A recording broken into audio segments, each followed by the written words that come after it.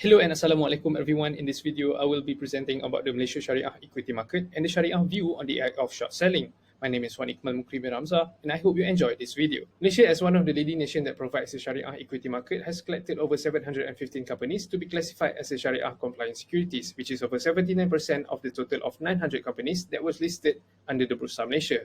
And behind the success of Malaysia, it was assisted by the Security Commission and the Shariah Advisory Council to maintain and regulate the establishment of these types of security here in Malaysia.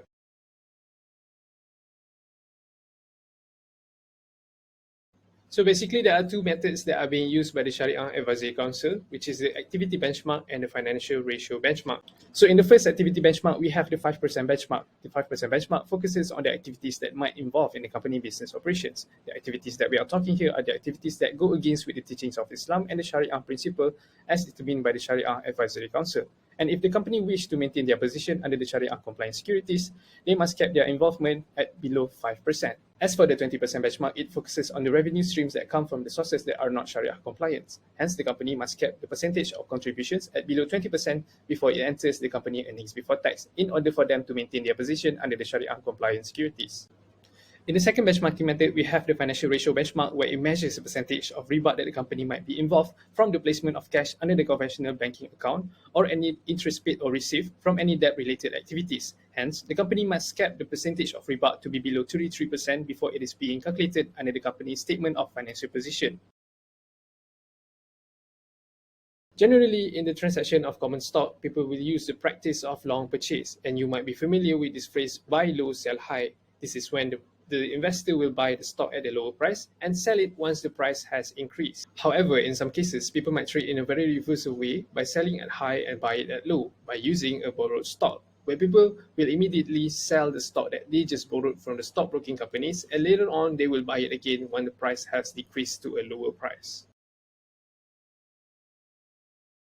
Let's take a look at the general Islamic point of view, where the Prophet Muhammad, peace be upon him, once said that sell not what you do not own, meaning that we are not supposed to sell an item that does not specifically belongs to us. However, in the practice of short selling, the traders will sell a stock borrowed from the stockbroking company instead of legally own it on themselves. And the reason behind the prohibition is due to the amount of risk we must bear from selling a stock that are not particularly in our favor, are significantly high and unstable.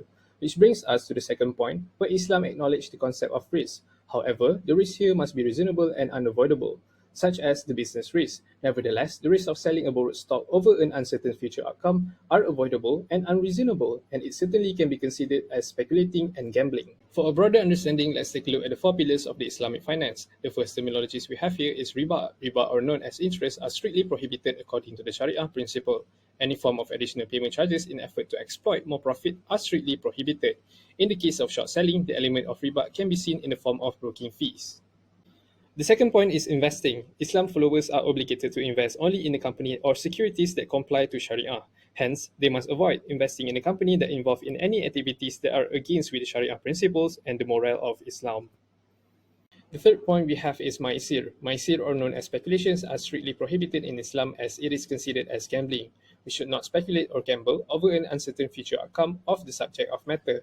If we wish to invest, we must perform a critical, fundamental, and technical analysis before we proceed to enter the investment world. The final principle are known as gharar, or uncertainty. The uncertainty we are discussing here are quite similar to the previous point regarding the speculations. It is prohibited to participate in any transaction with an excessive and uncertain risk. However, in this part, I would like to point out the act of short selling, whereby the investors sell a borrowed stock which are not certainly owned by them, and hoping the price may fall in the future is extremely risky and uncertain.